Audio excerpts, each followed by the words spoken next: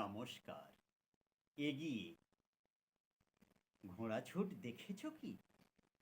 বসে রেস করছে, কিংবা গ্রামে কোনো ফাঁকা মাঠে দাঁড়িয়ে? হয়তো তা দেখনি, তবু তুমি দেখেছ নিমন্ত্রণ খেতে গিয়ে ঘোড়া সম ছুটেছ। ভুলে গেছো সেদিনে ভুঁয়ে বসে প্রমোদে কলা পাতা পাত্রে খেতে দিত যতনে?